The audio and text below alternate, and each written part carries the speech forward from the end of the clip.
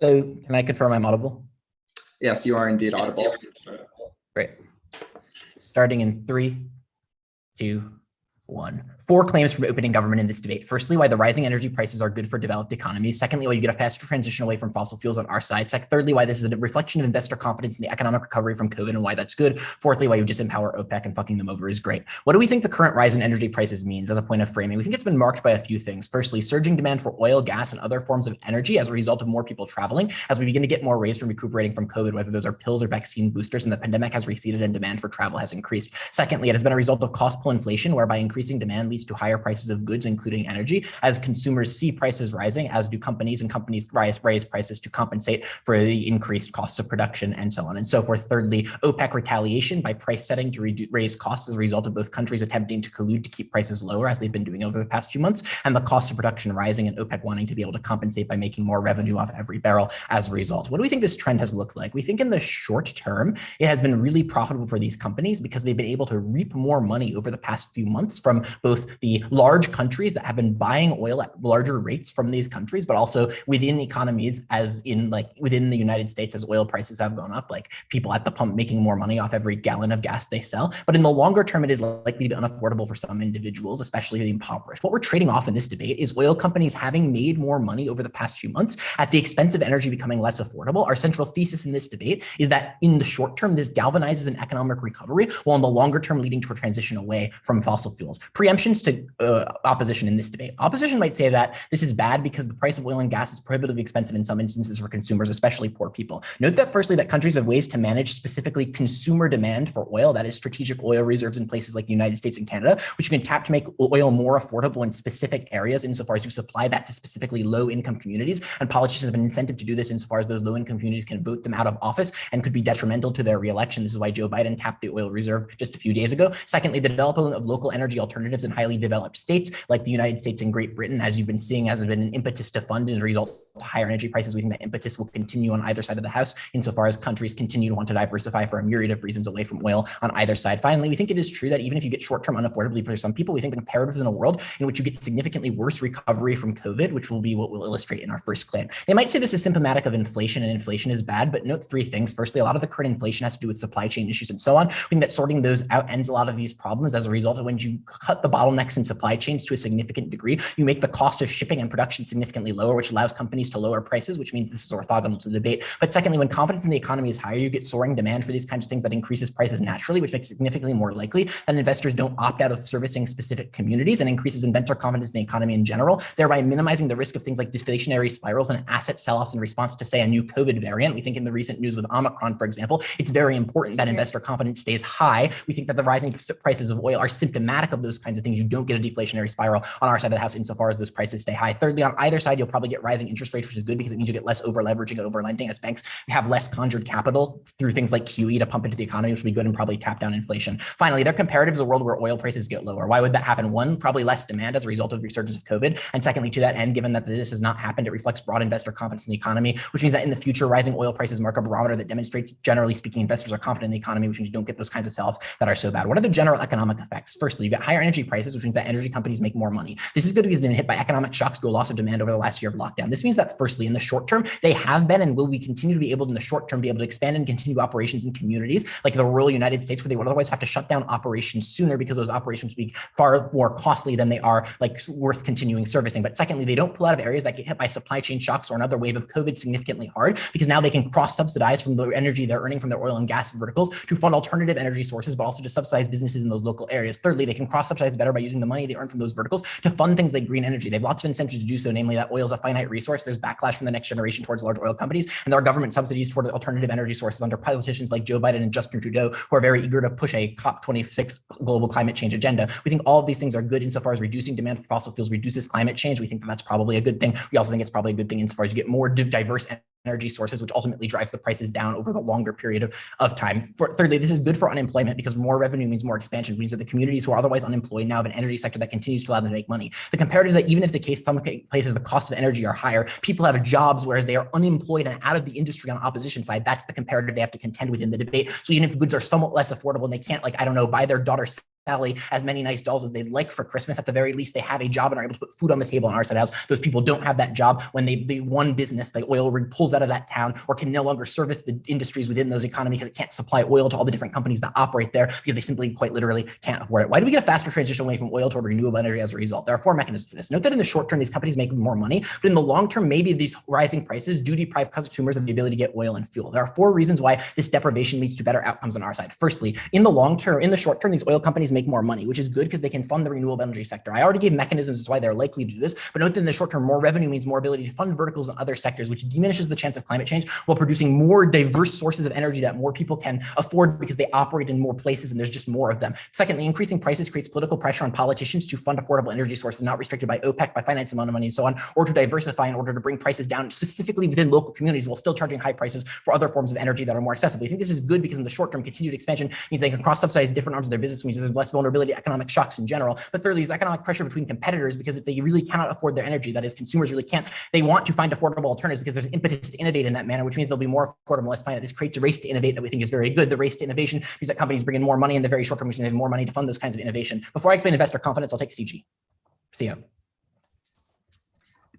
Investors don't invest more in the economy. They invest more specifically in oil, which only helps specific countries while pulls out investments for sources that are reliant on paying for energy, which are now less. It does, right? Because many of these oil companies operate multinationally, which means that at the point at which these investors are investing in these oil companies can then cross-subsidize into other verticals, which allows them to expand into those other countries. The comparative is, it's not only, even if it is the case that they don't expand in those other countries, on your side of the house, they pull out because they have significantly less revenue, which means that even if we only benefit some countries, that's a comparative win on our side of the house. You have to contend with the loss of many of these countries losing out on energy sources to a significant degree because these companies cannot continue to maintain operations there. That's why they've raised prices, because the cost of production has gone up as a result of supply chain shocks. We think that that's a good thing. Why is this rise in prices reflect investor confidence in the current economy? Firstly, this is good because future COVID waves and so on have a ability to threaten like economic shocks that could lead to asset sell-offs and a deflationary spiral in general. What the rising cost of oil has done is it has given investors economic confidence that the economy will not crash and the economy will not go under as a result of future variants like things like Omicron. An economic crash would be very bad because insofar as the economy is already over leveraged and reliant on things like bailouts and QE, which are limited monetary policy responses to respond, given that we've been in a low interest rate environment for a very long time. These high prices are a signal of confidence that preempts this from happening, which we think is significantly good.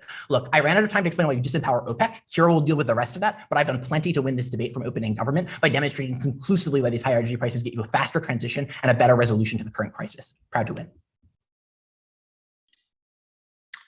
Okay, I thank the Prime Minister for that speech, and I now welcome up the Leader of the Opposition to deliver a speech not exceeding 7 minutes. Here. I think I said 8 minutes the first time around. Sorry, too much world school stuff recently, but it is 7, of course.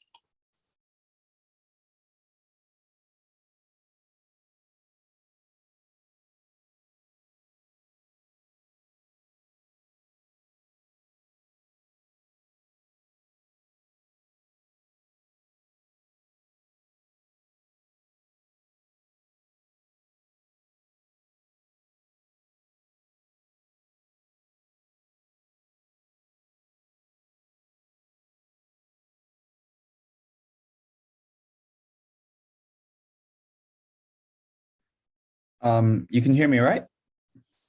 Yep, you're audible. Cool, fantastic.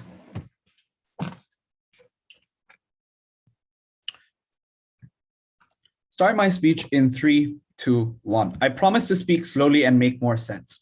First, I'm extremely confused by why a long-term trend of reduction of oil prices can be on their side, because presumably, of course, demand and supply always evens out. So naturally, even if we're defending low energy prices, if it's low and there's an increase in demand in the long run, prices will increase as well. Surely this debate is not about the cycle of economics and what will eventually result from it, but a necessary analysis of trends that we see in the modern day and what is best used for the context that we see today. Right? Because otherwise it's just a cyclical analysis of, long-term periods and the fluctuations that you will see for time immemorial where prices rise and fall again and again, right? So none of the analysis of OG that talks about reduction of specific energy prices in the long run makes sense because it's cyclical in nature.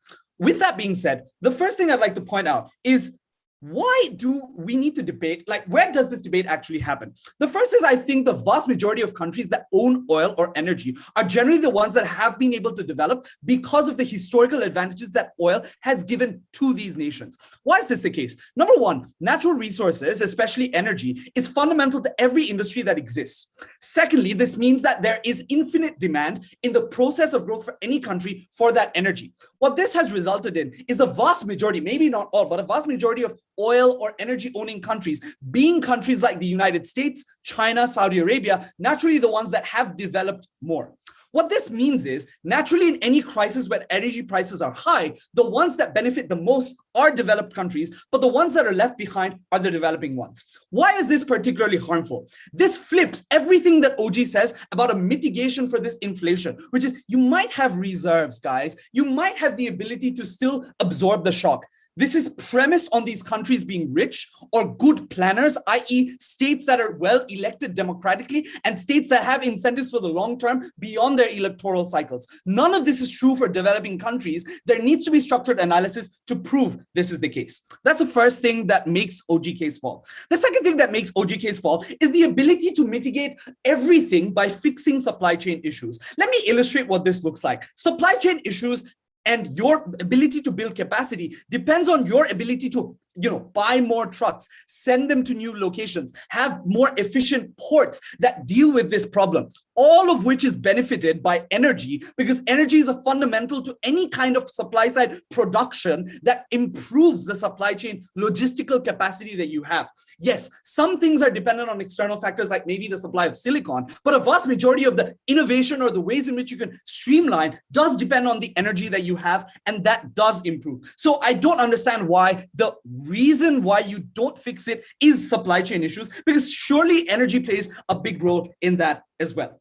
The third thing they say is you won't crash the economy because you give investors confidence that the future is good. But the problem is, and this is where I'll start talking about my positive material, you literally tell them that the economy is going to crash now, where investors have no incentive to invest in an inflationary cycle where demand is constricted when prices are high, especially in developing countries. How do these investment cycles work? You're likely to, say you're an investor with an immense amount of money, you're likely to put your money in a place where returns are the highest. In a trend where prices of energy are increasing, you're likely to divest into countries that can sell in a seller's market where prices are high and naturally demand is there unless the energy prices rise too high in a post-COVID world. What this means is you're less likely to constrict your investment into countries where demand cycles are limited. Why are these likely to be developing countries? This is because the volume of demand that comes from developing countries are from the bottom of the pyramid, where your ability to purchase products is dependent on your ability to reallocate savings that you have previously accumulated in order to purchase products of higher prices in an inflationary world. The problem is developing countries by nature have a great number of people that don't have those savings and don't have their lives planned out.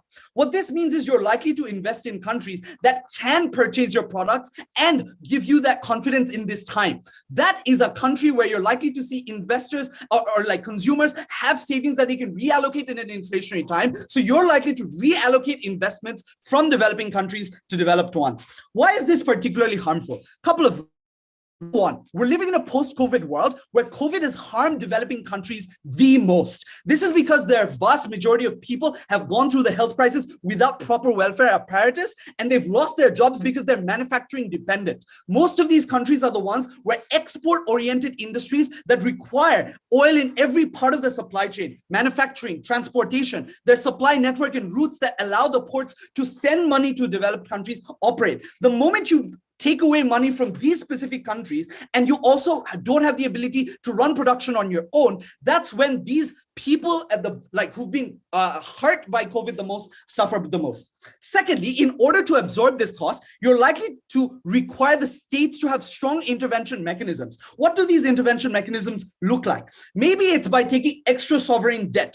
By the way, a vast majority of countries have gone through huge amounts of stimulus packages so that balance sheets are already filled with debt. In order to subsidize these energy costs for these countries and their local industries, these countries that are already on the verge of economic collapse because of huge amounts of debt have to take on even more debt. Why is this compounded by a currency devaluation? This is because you're now purchasing a higher rate and a higher price product in a foreign currency, but you're doing it at your own local currency.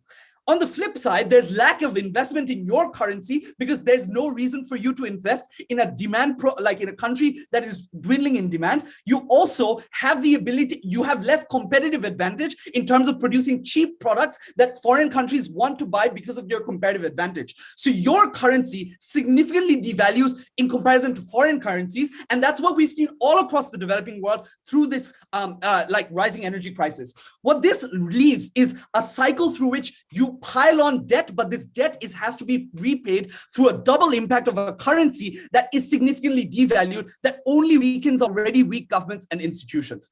Lastly, on renewable sources of energy, just a few tokenistic responses to this. Number one, we think when we're talking about developing countries, there are alternative lower grade non-renewable sources that consumers are likely to opt into for lower costs. So in the vast majority of Bangladeshi small businesses, they're opting for kerosene gases instead of investing millions of dollars into trying to discover solar energy because the cost efficiency just doesn't make sense. That's why you're likely to harm the environment more when you resort to sources that are far more accessible but pollute on a grander scale. Secondly, if you have to convert a population to adopt renewable energy, you ought to do it at a point where they don't panic and they're not cash strapped. There's no moral reason why we have to do it right now. Maybe we can do it in other cases where we teach them through education or invest in it when the country has recovered. It's unclear why it's a necessity now. Very glad to oppose.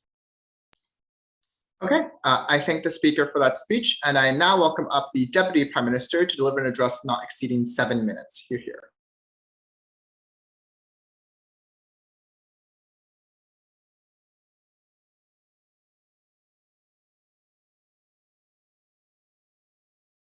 Cool. Am I audible?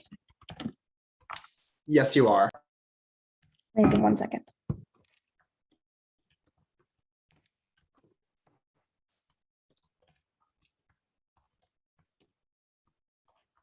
I'm going to start by asking one question in this debate, and it's where do we wean countries off oil in the long run? Matt speaks fast, but I think he was pretty clear when he explains that the current trend of prices rising is good to the extent that in the interim, it allows these countries to get the revenue they need to cross-subsidize and invest in renewable energy. I don't know what world op is living in where they assume that by some magic wave of a wand, all these countries are suddenly going to get the money or the incentive or the capacity, even if they have the incentive, to invest in renewable energy processes, where they're going to get the money in the interim to employ people in the process of diversifying. It's unclear why you get any of that. Matt is clear. He explains that you need this initial burst of money that you get when prices rise. In order to do that, I'm going to explain why countries have been doing this and will continue to have the incentive to do this on our side. The experience of COVID, compounded by increasing pressure to diversify in general, means that once economies are able to bounce back in a very successful way, you need them to have this initial revenue to do any of the things necessary to diversify in the long run. I'm going to explain why this is the case. And the reason is most countries initially, before the rise in prices, could not balance their books at the current price. They needed it to be higher to justify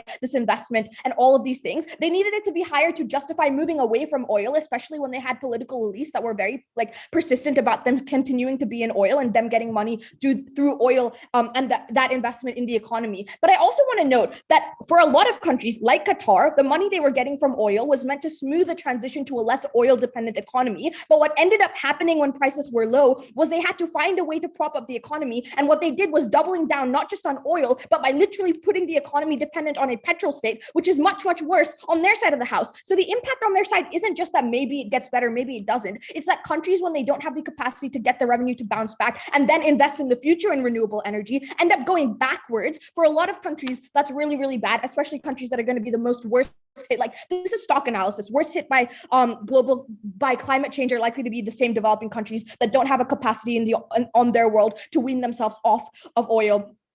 without our arguments. Why are they long run planners and likely to have an incentive to diversify? This is directly engaging OO. I think a couple of reasons Matt gives you, right? Oil is finite and politically toxic because younger generations don't want to fund it because of increasing like trends towards globalization and people actually experiencing like the immense heat waves across Saudi and most of the Middle East means that people feel the impact of climate change and recognize that it's not good for them or their children, that their economies continue to be dependent on these industries and propagating this. It's expensive and countries are having a hard time justifying it to people. Increase in prices and perceived revenue means you have to justify employing and paying more people to build and like mine and get that oil out. In the instances where the books don't even out, you are likely to experience political pressure to move away from oil. These are all reasons Matt gives you. I don't think it's enough to just be like, oh, Matt speaks facts, I didn't understand it. You actually have to respond to those arguments. Next, on investment in developing countries and where that's likely to happen. Note that on the comparative, they are uncomparative because they don't explain why they're still likely to go in at the point at which they haven't responded to any of Matt's mechanisms. He says there are two reasons why countries don't do that on their side, but are more likely to be outweighed by the benefits on our side to do these. And the disincentives are simple. One, it is these developing countries that are more vulnerable to economic shocks and will be so on either side of the house. But second, it is that these developing countries have a much harder time bouncing back from COVID. The difference is the way we outweigh these disincentives for corporations is we give them confidence in the economy at the point at which higher prices means that the economy is able to bounce back faster, at least in the interim, which means they don't pull out, which means you have more money circulating within the economy in a way that's much better in the long run. They say it's harder to pay back debt when you take it out. No, because most of these countries don't have stable currencies, so their debt is dollarized as a condition of their loan. When the dollar goes up in value, for example, inflation makes paying back the debt easier because the value of the dollar is higher, which means you can pay back existing debt and new debt more quickly on our side of the house, even if it's true that their case proves a marginal reduction in investment in developing countries. And it's unclear where this investment comes from, by the way, because they never tell you. It's unclear why that's more important than a transition to sustainable energy. Insofar as you give countries more energy options in the long run, we're not reliant on OPEC, who can price set and cause economic shocks when they flood the market at random times. And we're fine with trading off their one impact, which is it potentially harming developing countries. Okay, before I go into my case, I'll take closing. Opening. So when these companies are now getting much more money and becoming much more powerful, what do you think is their incentive to do with it? Oh yeah, cool. I'll get to that in a second. Why is this good for developing economies? I want to note that this is valuable, particularly in the context of economies needing to bounce back from COVID. Employment. Many states rely on remittances from employment in oil exporting states. For example, Egypt exports little oil, but over 2.5 million people of its citizens work in oil-rich countries. Remittances make up a big part of the GDPs of these countries surrounding oil-producing countries. The same is true for Jordan, Lebanon, and Palestinian territories, which have long relied on the Gulf to absorb their jobless and unemployed masses. I think this is important because an increase in oil prices mean that countries have an incentive to employ more people within the industry to meet these demands. This is not just good for the economies that produce and export oil, but economies of countries around these major exporters that are then able to get more people employed again, especially impactful in light of COVID, where many people have been laid off and labor within the oil market doesn't require you to be particularly skilled, which means two things. You re-employ people that would have had a hard time getting back to their original jobs, but you employ them faster and allow the economies of surrounding countries to bounce back much faster. At the point at which there's more money circulating in the economy, more money is being sent back home that gets spent within the economies of these smaller countries. So it's not just oil-dependent countries that benefit economically. It's all the countries that are dependent and surrounding these oil-dependent countries. I think that is a huge impact in this debate. A lot of countries also depend on oil-producing countries to be like consumers of their products or of their oil. Note that around a third of exports from Jordan and Lebanon go to oil-rich states. For example, there's a bunch of tourists that go into these countries. So when the economy of oil-producing countries is good, people within those countries spend more outside and they spend more on traveling and buying things from other neighboring countries. When they go and travel to neighboring countries, they spend within those economies. That helps those economies bounce back.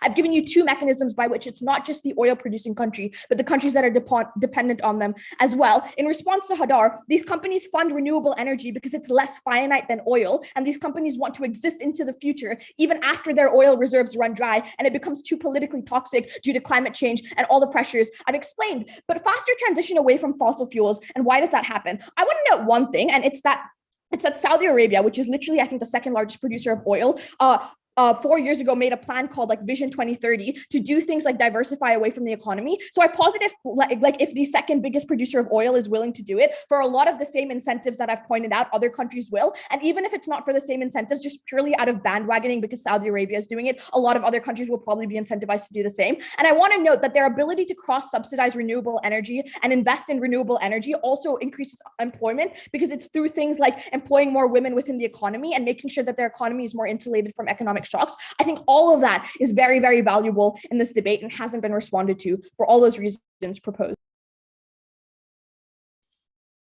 Okay, I thank the speaker for that speech, and I now welcome up the Deputy Leader of the Opposition to deliver an address not exceeding 7 minutes. Here. Am I audible and visible? Yes, you are. Thank you so much.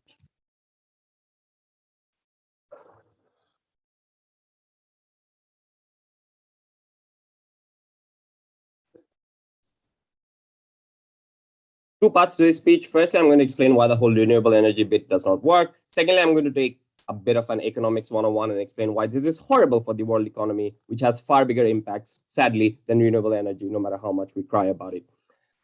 Renewable energy is not as efficient as fossil fuels at the moment. I'll give you just one fact on this, and there's no analytical rigor to this, just a fact. You take 1,000 times more land to produce the same amount of solar energy that fossil fuels can produce, like coal, oil, and so on and so forth. Just by dint of that, it's something that is not as efficient yet. Number two, in a lot of cases, if you look at developing countries and so on and so forth with regards to like renewable energy, etc., hydropower has actually been suffering in a lot of places like India and China because of droughts that have happened, which means that their ability to shift to renewable energy is incredibly constricted. This applies to a large part of the developing countries because developing countries are likely to not have a very diversified energy basket, means that they are very contingent, very reliant on fossil fuels for energy production and so on and so forth. Thirdly, the infrastructural investment that is required for this is huge, means that even if Qatar and Saudi Arabia are suddenly able to do this, I'm not sure if Bangladesh, India, and Vietnam, Cambodia, etc. are able to do this, which means that it's still a harm for them.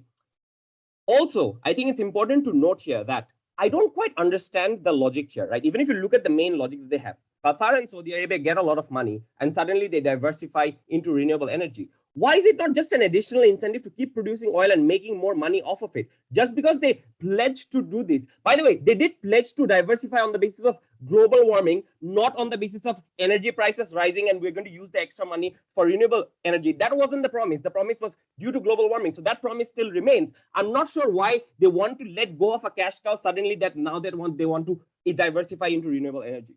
But even if you give them that, let's just give OG that just for the heck of it. Like, just let them take away with it. Why do they still lose the debate? Because economic impacts, especially short-run economic impacts that have long-run consequences, are still more important within the realms of the debate. Why? Because that's what economic activity is contingent on. But more importantly, economic development within both developing countries and the developed world mean that people are more willing to buy into a greener future where they're able to do things like move away from plastics, so on and so forth, and buy more renewable packaging, etc., which requires people to have more consumer power, more money, and so on and so forth. So economic activity increasing is actually a better way towards a greener future. But more importantly, short-run economic recession that is being prolonged by this is a worse effect. Now, why is it that the economic harm is so big? I'm going to take down all the economic reasons that came up from there and just explain why this is just bad economics. Investors gaining confidence because oil prices rise. Literally, no. Investors literally panic during energy crisis, right? There's an investor panic happening because the way in which, even if you don't believe this is a crisis, this is the way in which the global media is framing it. And the way global media frames it has a huge impact on stock markets because that's how stock markets have always worked. So when you frame it as an energy crisis that is happening across the world, it literally has a humongously bad effect on the stock markets of all the countries in the world, including developed and developing countries. Secondly, investors often take advantage of this and short and speculate currencies of developing countries because developing countries have to use their currency reserves to buy oil from other countries because guess what you need to buy, like oil, petrodollars and stuff like that, means that in those instances, because two reasons, right, why this happens. Number one, reserve currency, but number two, also the fact that because of their rising costs, their currencies no longer remain competitive across the world because you need energy to produce ready-made garments, which is the staple of the Bangladeshi, Vietnamese, and Cambodian economy, which means that investors are more likely to short these currencies because though they know that energy crisis will hit these countries hard. Thirdly, higher interest rates, which they consider to, by the way, usually results in speculations of lower economic activity. Literally, lower ability to take corporate debt of corporations means that people speculate that economic activity is going to go down and not invest in this. Fourth, energy baskets of developing countries are more dependent on fossil fuel, which makes it worse for any form of investment going into these countries, because they know for a fact that investment into these countries won't bring about desired returns. An additional point on higher interest rates. Higher interest rates is a very bad idea in this particular case. Higher interest rates sometimes is a good idea when you have too much economic activity and you want to curb the amount of economic activity so that it doesn't lead to things like housing bubbles and so on and so forth. It is a very, very bad idea during a recession when the only prescription from literally 99 out of 100 economists in the world is stimulate the fucking economy. When you want to stimulate the fucking economy, you need to lower interest rates. Keynesian economy 101. If you don't believe in Keynesian economy, CG can run an extension on the basis of that.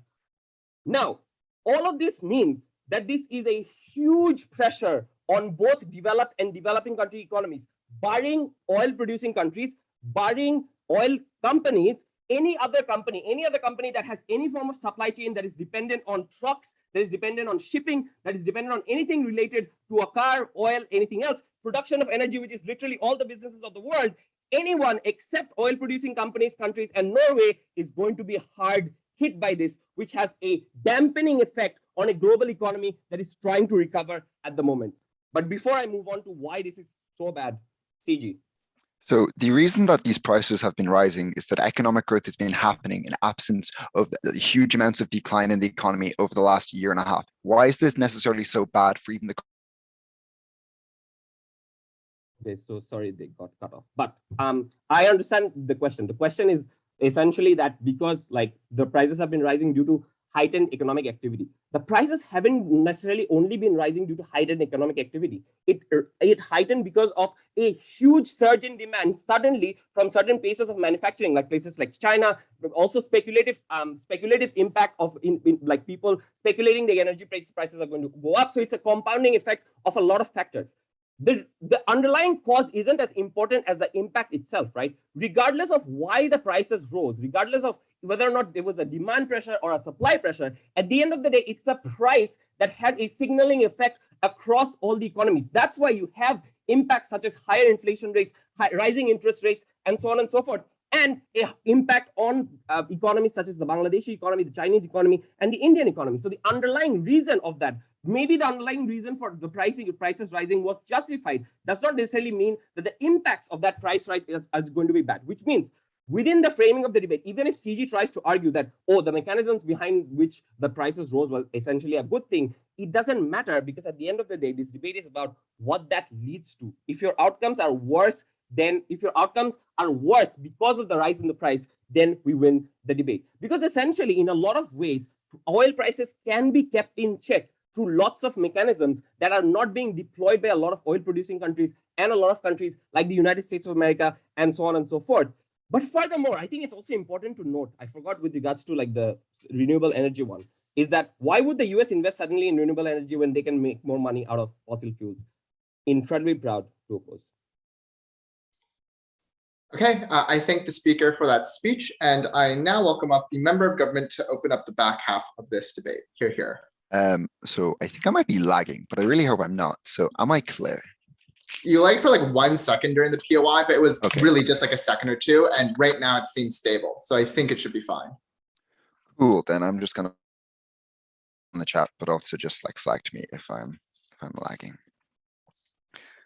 Starting in 3, 2, 1. The extension from closing government is very clear. The rising oil prices is indicative of an underlying economic growth in industries. That is to say that our statement is going to prove that the reason that oil prices have been rising and the continuation of that is a good thing both for the developed and developing nations. Why is oil used in almost every single industry? 1, the DLO's concession of economies using it to produce products. B, homes often use lots of heat and oil in order to improve the amount of heat they can use. Thirdly, plastics are used in the vast majority of products in order to preserve them. It's why you are able to transfer goods like food, etc., or just wrapping clothes in plastic so they do not like necessarily get worse or deteriorate. That is why oil is often the vast majority of industries. Therefore, four indicators that underlie oil in the global economy. 1, affordability. The reason that oil prices have been increasing is that people can afford to spend more money on it. That is that individuals been increasing, the economic growth or the amount of money they have is increasing, and therefore they're able to spend money on it. The second thing is an increase in wages. That is that more people are becoming unemployed and necessarily less reliant on things like state welfare or state supplies in relation to COVID, meaning individuals have far more money or wages to spend, but on goods and services, which is heat and oil in their daily lives. The third is businesses are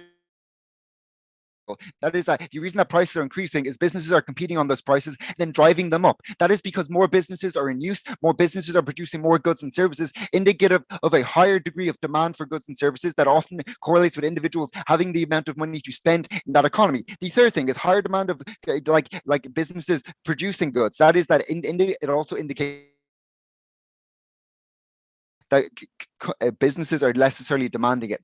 I would say that this is good for a couple of reasons. The first is that businesses are rebounding. One, there's more people employed, indicative of higher wages, meaning the quality of life of individuals having their daily life is clearly increasing as a direct correlation to the economy being stimulated, and therefore those individuals have more money to spend on businesses, which increases the amount of money that those businesses can spend in their daily life. OG can nod their head, but speculation doesn't justify the reason that the economy is growing. It's speculative, not necessarily a certain impact that it continues to grow. The second thing is more businesses are setting up. That is that an increasing amount of money available by individuals in their daily life spending on goods and services means that set up, meaning that those companies are growing and employing more people and therefore increasing the amount of revenue. The third implication of this is that you have increased tax revenue, meaning the government is able to do things like the following: do things like have subsidies for businesses to set up, which means you get more people employed, or secondly, more disposable income to spend on individuals who are under welfare and therefore increase their quality of life, or thirdly, just the ability to about, that means you do not have to devalue your currency, but in absence of this economic growth, you would otherwise would have had to. And therefore, the quality of life that accrues and the damage to that economy necessarily flips onto their side. But I would posit that this just means the quality of life for the average person across the world has massively increased in the last 3 to 6 months as a consequence in relation to COVID. This response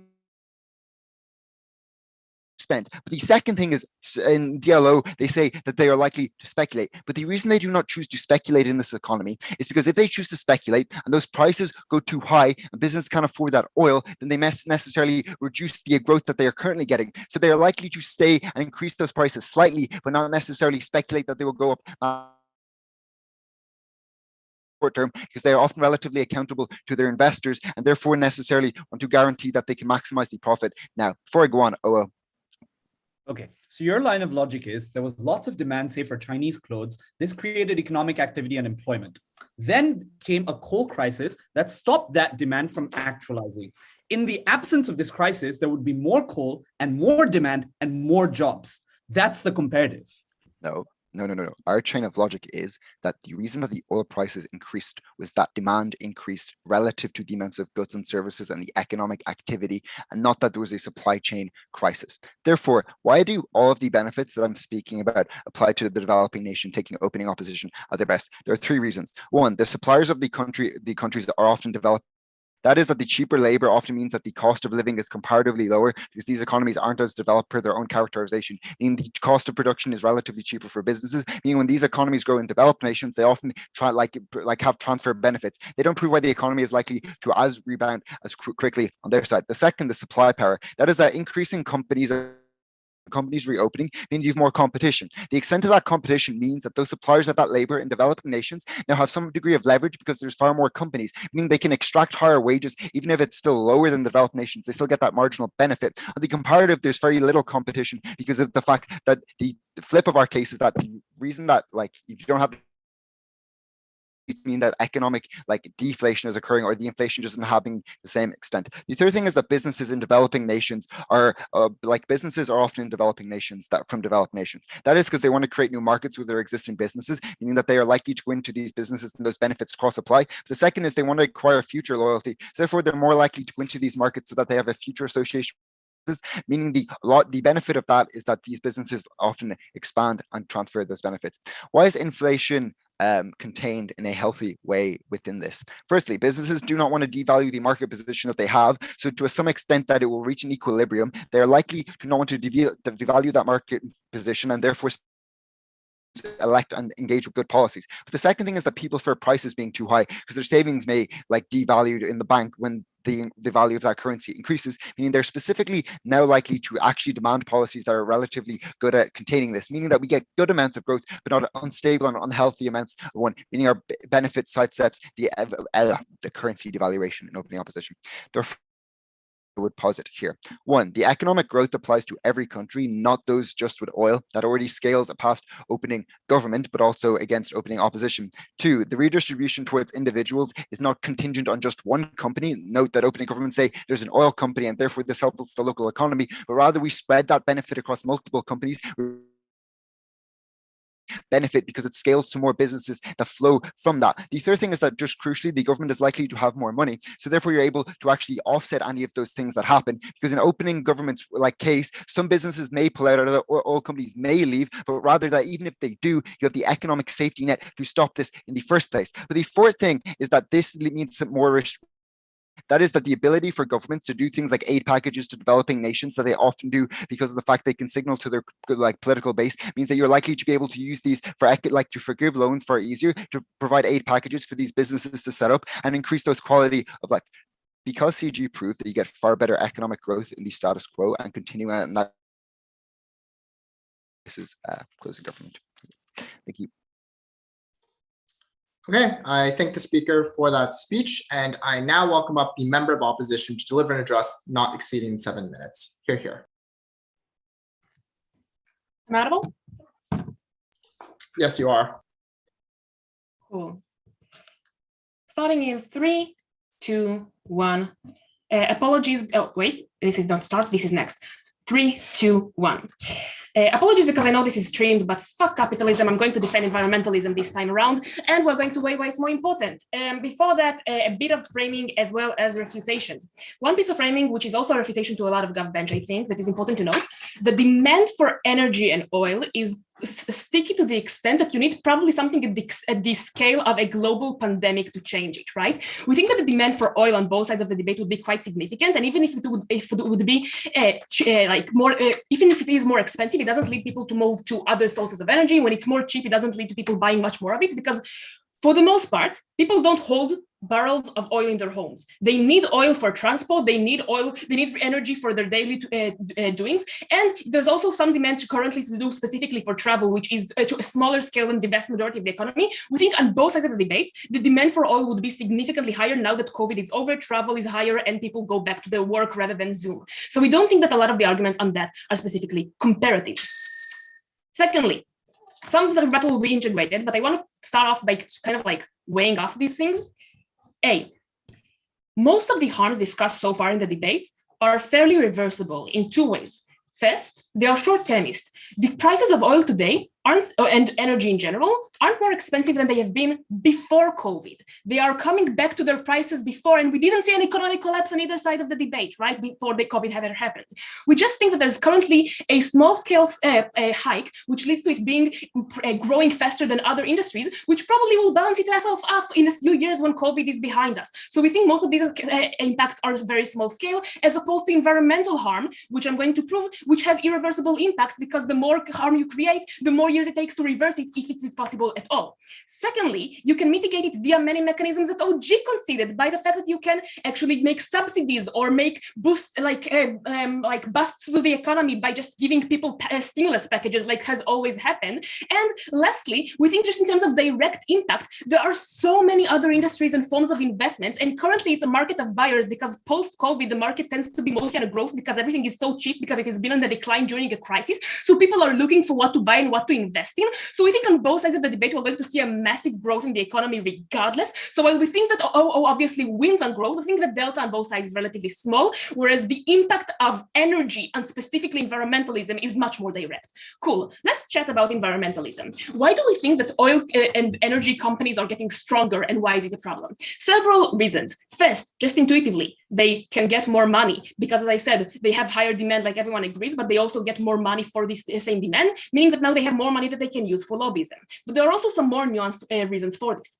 A, the fact that now there's also a large dependency of them because, as OG well analyzed, a lot of companies now are on the brink of collapse and crisis post-COVID and need to come back. And almost all of these companies are dependent on energy and transportation to some extent, meaning that they absolutely have to use these energy sources, which makes them them not only a captive audience, but also gives power to these companies.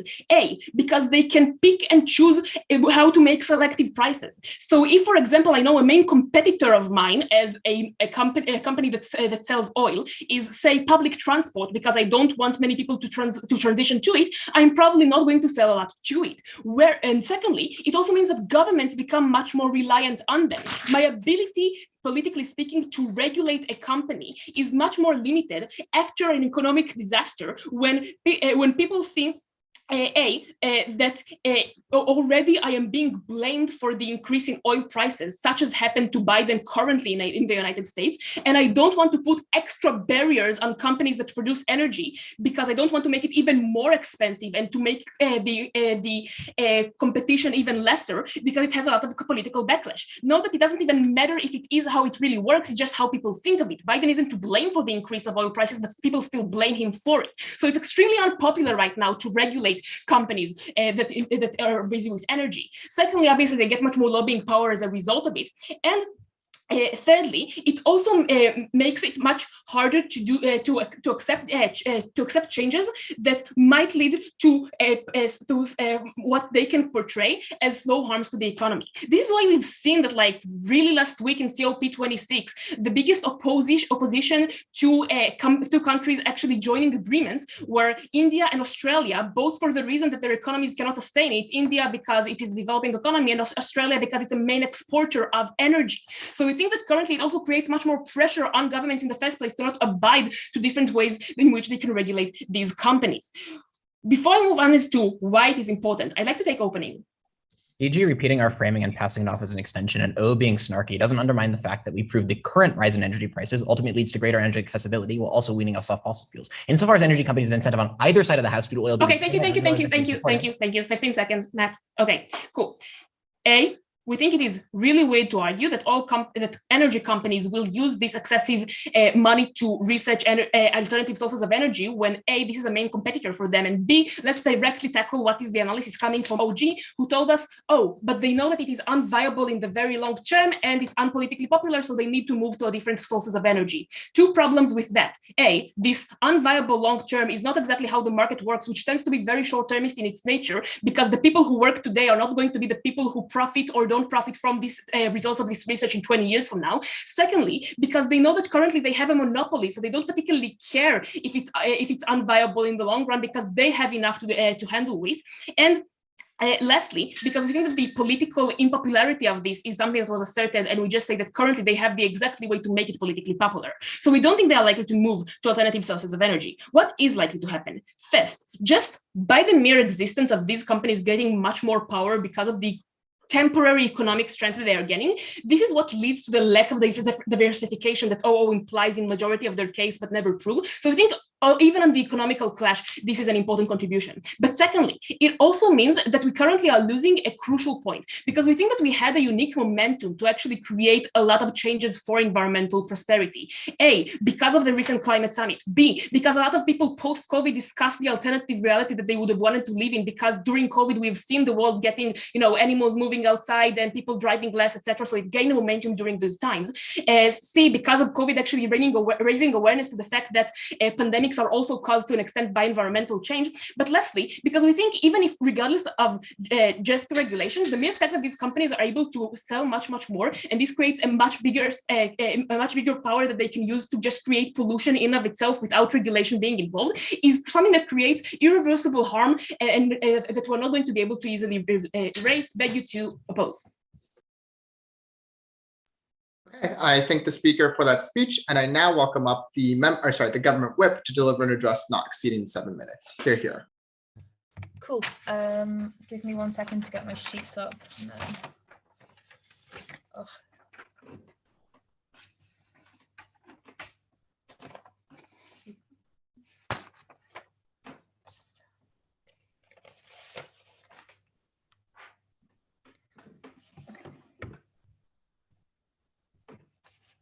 Okay, starting in 3, 2, 1. Panel 3 main points in the speech. Firstly, on developing countries, what's best for them. Secondly, on the environment, what's best for that. And then thirdly, reiterating what Jack brings you and explaining why he's won this debate. Firstly, on developing countries, I think this clash basically boils down to where do developing countries essentially get their money from, and to what degree does rising oil prices affect that. The contention that we get from opening opposition is that developing countries are left behind because investors pull out. I think two main responses to this. Firstly, I think this is reliant on the claim that investment is where developing countries get most of their money. I think this isn't true for two reasons. The first is just that markets in the developing world have always been incredibly volatile. That is somewhere that investors are naturally disincentivized to invest in and always have been. Secondly is the fact that often these are incredibly run by incredibly unstable dictatorships that often collapse. There's often frequent regime change, which means that they're incredibly difficult to predict, which is again another reason why investors have always been disincentivized from investing in the developing world. I think what Jack tells you is that where the developing world specifically get this money from is from businesses, is from the kind of places, is from, okay, that's not worksheet. Yeah, so it's from businesses and is from generally like secondary industry and the production in that regard. I think that what that means is that specifically opening opposition, there's incredibly little delta in that sense anyway, insofar as that's just relatively doesn't affect the economies in the developing world. But moreover, the specific incentives that opening opposition give us are unlikely to change as a specific result of oil prices, because what they tell us is that like investors get disincentivized because stock markets get relatively volatile. But insofar as these are always areas which have had incredibly volatile stock markets, I'm unsure as to what specific change happens here and as to why this is the tipping point, especially given that the LO opens their speech specifically by saying that this is the fluctuating and cyclical nature of economies that has always been the case. And insofar as that is the case, I'm incredibly unsure as to why anything that they've said is the tipping point as for the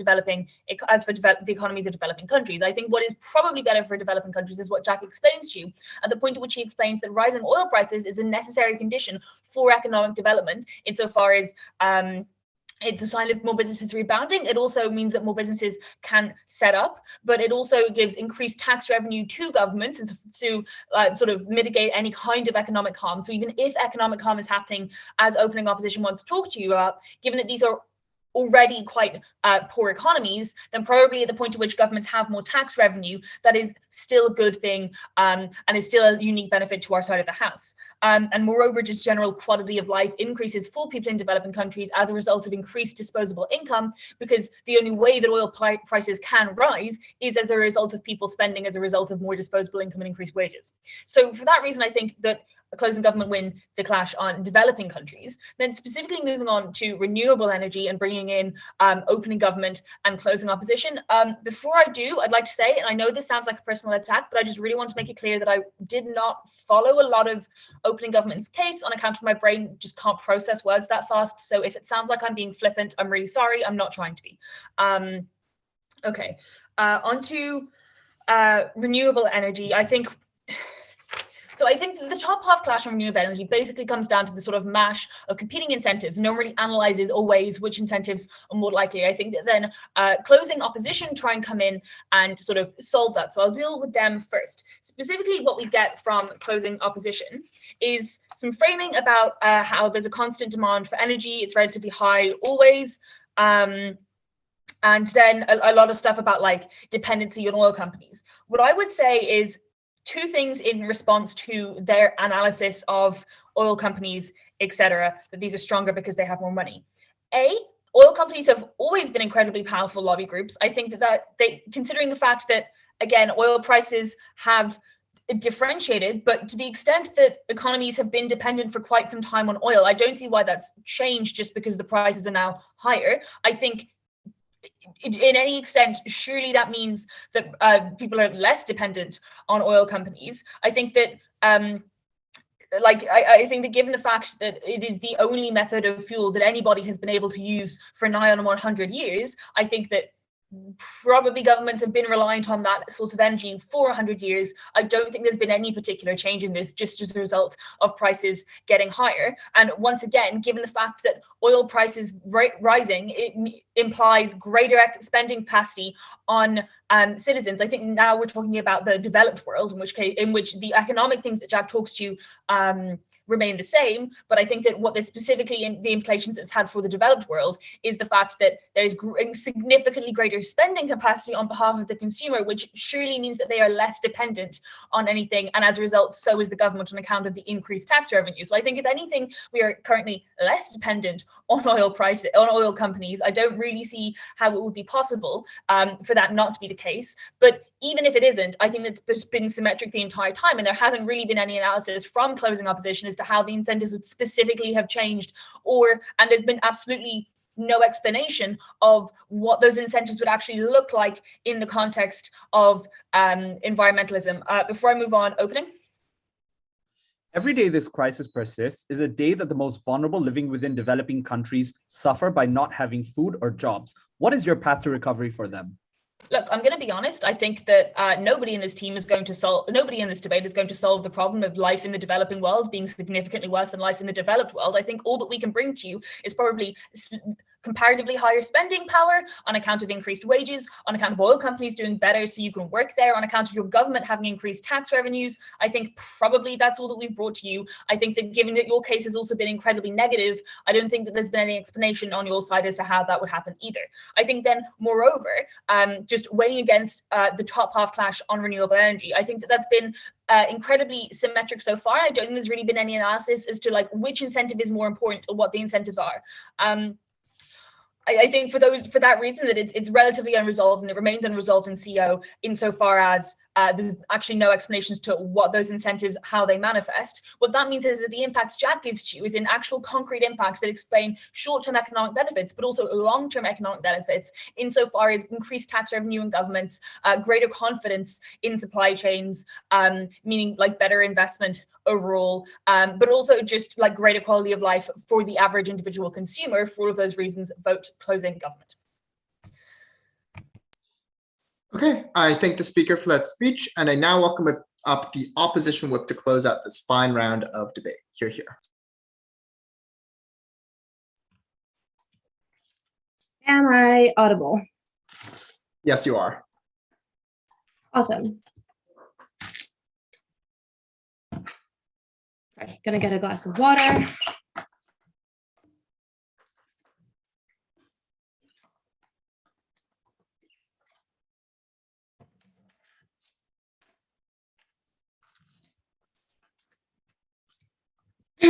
I'm going to start in 3, 2, 1. I think this debate has two clashes. The first is environment, the second is economics. And I'm going to weigh environment significantly over economic harms in a few moments. But first, I want to address the attack on our extension that says we don't prove a difference and people are always going to be dependent on oil companies like they were before. A few reasons why the current rise in prices gives them unique power they wouldn't have had otherwise. We think that the current rise in prices, because Hadar has already explained, a sticky demand for oil isn't representative and gives them more power than they would have otherwise in the market. This means that people are more dependent on them. And notice that OG corroborate this by saying that people are dependent on oil. That's why these oil companies are going to be able to be very useful to the economy. We think that this dependency does a few things. First of all, it gives them the power to stop political policy that they would otherwise not have been able to stop and would otherwise have passed. These are things like subsidies for green energy. These are things like mandates to move towards cleaner filters in factories and not use specific chemicals that are polluting. Things like this that they now have the power to stop in its tracks instead of having the momentum that it would have otherwise passed. We also think that it creates a perception of these oil companies as good, making other people less likely to actively criticize them and more likely to connect their current, whatever future success they have, to these oil companies, meaning that in the future, they're not going to do that. And it's going to have a long-term effect of being not criticizing these oil companies. We also think that in this moment, it gives them a lot of power to eat out competition that otherwise they would not have eaten out. Things like public transportation, things like companies that have green energy. Because of the rise that they now have, it means that they can either buy out these competitors or make their life so hard and raise prices for them and like take away government subsidies that they had, that they means means that they are now disappearing, and it takes a lot more time for these companies to come back out. So we think that the power they have now is disproportionate. Notice that the impacts of this aren't just, oh, we're going to save the environment. We think that having less filters causes day-to-day harms to people that don't have access to clean water because these factories are polluting, that are breathing in not clean air and therefore have health issues that they have to deal with, that they feel tired all the time. This means that they have to deal with this suffering every day, but also has long-term economic harms when they are sick and therefore can't work, and therefore even if there is a job or employment that exists, they can't take advantage of it because they are sick at home. It also means that they have to spend more money on being healthy and spending money on taking care of themselves if they're sick, and if either they don't and then they can't work, or they do and then they have less money. We think that these things are especially impactful to the people who have to work closely with chemicals or don't have a choice but to live close to factories who do all of this polluting and who are now not doing things. Environmentalism isn't just saving the world from climate change. It is also making people's day-to-day life much better and not having to suffer through this pollution. Why do we think, therefore, environment is so much more important? A, short-termism, just like Hadar said, but second, just the likelihood. We have mechanisms and the incentives to mitigate economic harms. We have things like changing interest, we have like debt, we have bailouts of other countries, and we think these are likely because the collapse of one economy hurts everyone. It can create a migrant crisis that people don't want. It can create, there's an expectation to help because of humanitarian aid that can do things exclusively to economic harms and can't help environmental harms because the technology just doesn't exist yet to take pollution out of a river that has been polluted. We think that there's also economic panic that harms people and there are harmful supply chains. This means that more people internationally have an incentive to solve economic harms than they do environmental harms. Also, reversibility. Because of those mechanisms, we can fix horrible economic harms, but we can't fix environmental harms because the tech doesn't exist, but also less incentive to do so because not everyone feels the harm of the environmental harms. Only the people that live in places that are being horribly polluted, who tend to be, as everyone has pointed out in this debate, far less strong and far less capable to apply that pressure than the people who do stand to lose from economic harms. For those reasons, we just think environmental harms are more important. What do we have on this in this debate? Look, OG say three things. They say something about investors, which I think OHO have responded to significantly, but they also say that oil is, they also say that oil is finite and will eventually end. So these companies have an incentive to invest in other things. And second, it's not politically stable. Just to answer that different energies are not currently feasible, but don't explain why. We give you examples of things that are feasible now that won't happen on the other hand. But moreover, there are more answers to OG. First of all, these companies are the worst actor to get green energy because they have every incentive to string along how much money they can get out of oil before they make those green energies accessible to other people. That means that even if they discover them, that won't mean that people will get green energy faster. It means they will get it slower because all these are the companies that have an incentive to patent technology and make sure that no one else can get access to it. And even if they develop it, it can't be profitable, therefore taking a lot longer, especially once we showed you that the political capital they have will make it even harder for competitors to come in. So they are the likely actor, given what OG told us, to get these green energies and make it a lot harder for other people to develop new things, meaning that we have things that take a lot less time. Notice that addresses also their second mechanism of political stability of oil. There is pushback now because people can afford to push back against it because people think that there are alternatives to oil. The more dependent the economy is on oil, the less likely people are able to push back and the less likely it is, and people hate losing their ability to warm their houses or their food or anything more than they understand the environmental harms that exist to them, and therefore it makes it less likely to get the political pushback and rolls back the political pushback that OG says exists today. That's why we prove significant environmental harms that I have explained why are more important than anything else. Before I get to economics, I'll take OG. Your claim is that the economic clash in this debate is marginal because prices will quickly revert to a stable mean. But this means your extension doesn't work because if there's not enough political capital for oil companies to gain in the short time span this rise in revenue lasts, you don't have an impact. If this price increases short term, won't self-interest... No, enough. That was 15 seconds. Thank you, Matt.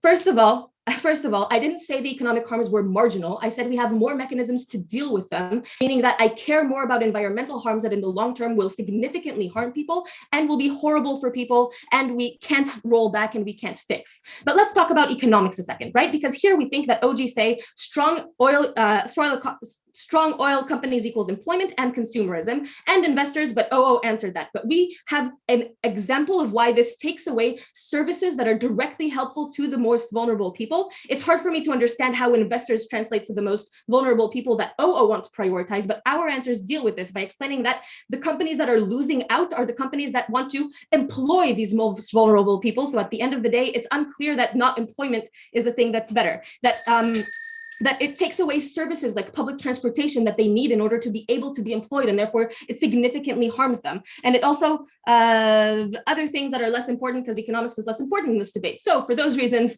715, please oppose. Okay, perfect. I thank everyone for that lovely round of debate. As a quick reminder, this round is a round of closed adjudication, which means that you can all feel free to head off to whatever you're going to do after this tournament. And best of luck tomorrow as well. And I'm going to go ahead and transfer the host duties over to Ethan. He is my co-host, and I'm going to make him. Oh, I can do it to Jason. Yeah, and so what's going to Let's happen go. is we're going to also do the call. We're going to make you host, Jason, and then you can end the call whenever you're done deliberating. So do that. Make host. Great. Okay, and I'll try and stop the stream now.